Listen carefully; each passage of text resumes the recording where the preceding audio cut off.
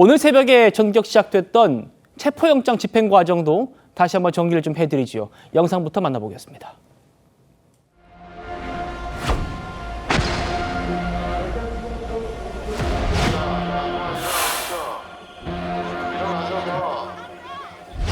여러분들 건강도 생각하시고 집에 있는 가족들도 생각해보세요. 바닥에 서서 우리 아들이 지금 건강.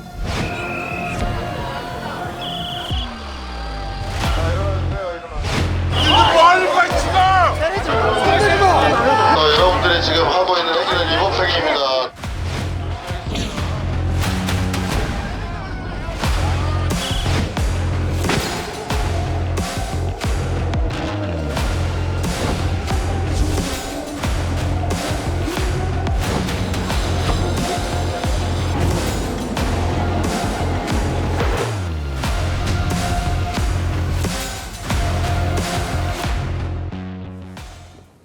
자, 공수처와 경찰의 관저 진입 과정에서 우려 참 많았던 충돌은 없었습니다. 연종 의원님. 네. 들어보니까 일부 경호처 직원들이 연차도 쓰고 일부 직원들은 밖으로 나오지 않고 뭐 좀 건물 내에 남아있는 그런 인원들도 있었다. 이런 보도도 있었는데 사실상 뭐 길을 터줬다고 봐야겠죠. 네, 그렇죠. 오늘 일단 집행할 때 가장 우려됐던 것은 이제 물리적 충돌이 가장 우려가 됐고, 사실 제가 알기로 아마 어제 같은 경우에 경호처에서 간부들이 직원들을 소집해 놔놓고 정신교육을 많이 한 것 같습니다. 또 윤곽근 변호사가 어떤 법률적인 또 교육도 했다고 그래요. 근데 사실은 이제 우리가 거듭 지적해 왔지만 경호원들도 공무원입니다. 만약에 불법의 어떤 여지가 있을 경우에 형사처벌될 뿐만 아니라 또 본인들의 연금까지 다 날아가고 그런 상황 아니겠습니까? 특히 이 경호원들의 이 가족들이 엄청나게 걱정을 많이 했다고 그래요. 자, 그리고 이제 지금 김성훈 경호청 차장에 대한 불신도 굉장히 많았다고 그럽니다. 특히 간부회의에서 왜 이렇게 강경하게 몰고 가느냐. 왜냐하면 박종준 전 경호처장이 이제 뭔가 좀 타입을 시도하다가 결국은 안 돼서 본인이 결국 그만두고 지금 경찰의 수사를 받은 거 아니겠습니까? 그런 상황에서 김성훈 차장의 리더십 자체가 인정받지 못했고, 또 사실은 법률적인 뭐 서포트를 하겠다고 이야기는 하지만 사실은 이렇게 어쨌거나 법원에서 발부한 영장이기 때문에 이걸 거부할 경우에 밑에 있는 직원들은 불이익을 당할 수밖에 없습니다. 그렇기 때문에 아마 이 경호처의 동요가 꽤 심했던 것 같고, 이런 면들은 아마 경찰이 그동안 며칠 동안 시간을 벌면서 꾸준히 이 작업들을 해온 것 같아요. 박종준 처장이나 본부장을 직접 소환했고, 그다음에 차장에 대해서 체포영장을 발부하고 뭐 이런 것들이 실제로 경호원 내부의 어떤 분열, 뭐 동요 이런 것들을 아마 해서 그게 아마 저는 오늘 효과를 발휘했지 않나 싶습니다. 아마 대부분의 경호원들 같은 경우는 대기실에 그냥 있었다고 그래요. 그리고 일부는 또 이미 휴가를 냈다고 그럽니다. 예. 그러면서 실질적으로 경찰이 차벽을 넘고 가니까 사실 저지가 없었다는 거죠. 근데 문제는 사실 이러한 상황이 뻔히 예견이 됐지 않습니까? 그리고 어제 같은 경우에 정진석 비서실장이 마지막 입장문을 내서 대통령 제3의 장소에서 조사받게 해달라라는 입장을 내니까 바로 윤 대통령 측에서 그런 사실 없다, 안 한다 이렇게 지금 입장을 내버렸어요. 그러면 경호원들의 이런 사실을 알았다면 사실은 방어해 줄 수 있는 수단이 없지 않습니까? 그럼 뭔가 차후적인 조치를 취해야 될 텐데, 글쎄 오늘의 모습이 전 세계 언론에 전부 다 생중계됐습니다. 저는 저 장면을 보면서 참 보고 싶지 않은 장면인데 정말 다른 나라에서 대한민국을 어떻게 볼지 그게 참 걱정스럽습니다. 예, 헌정사에 참 안타까운 일이 아닐 수 없습니다.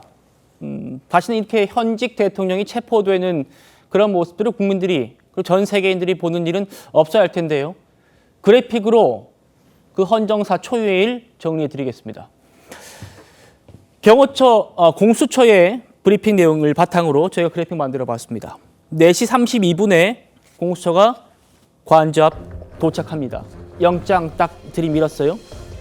그리고 조금 1시간 정도, 한두 시간 정도 있다가 6시 50분부터 그 앞에 7대의 버스가 딱 막고 있는 그곳을 밑으로 진입하기 시작했답니다. 7시 20분에는 정문 철조망을 절단하고 국민들 많이 보셨을 겁니다. 그 사다리 타고 버스를 넘어가는 장면이요. 자, 그 뒤로는 거의 큰 저항 없이 이렇게 쭉쭉 올라갑니다. 7시 48분에 20분에 철조망 뚫고 사다리 타고 올라가서 28분 만에 전위선 2차 전위선 뚫었고요. 3차 전위선까지. 김원준 의원님. 네. 그러니까 사다리 국민들이 많이 보셨어요. 사다리 이용해서 이제 올라가는 그 장면부터 대통령 그 관저동 건물 안 진입하기까지 1시간도 채 안 걸렸습니다. 그렇습니다.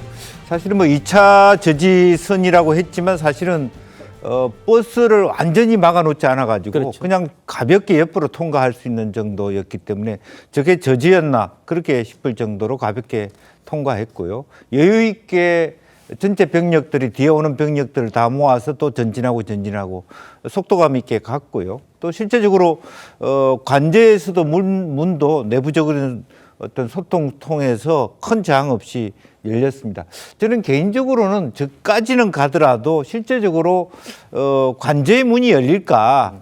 실제로 최종적으로는 유리창을 깨고 들어가야 되는 사항도 있을 수 있겠다 싶은데 생각 외로 뭐 국민의힘의 국회의원 4분 들어가 계셨고 여러 가지 어떤 그 변호인들도 있고 이렇게 활동해서 내부적인 어떤 논의들을 함으로써 좀 쉽게 문이 열렸다라는 부분도 있었던 것 같고 무엇보다도 대통령 마음이 벌써 이미 어느 정도로 내려놔서 협조할 수 있는 부분이었다라고 생각이 듭니다. 그래서 오늘은 지난번에는 뭐 5시간 반 동안에 와서 여러 가지 어떤 성과 없이 한 데 비해서 이번에는 사실은 지난번보다 500명 넘게 다양한 지역으로부터의 통솔이 있었습니다만 실질적으로 그 경찰들이 뭐 1차 저지선 때 조금 역할을 할 뿐이지 나머지에는 굉장히 거의 뭐 이렇게 자연스럽게 속도감 있게 긴장감 있게 가는 장면들은 2차 저지선부터는 거의 보여주지 못했다라고 보고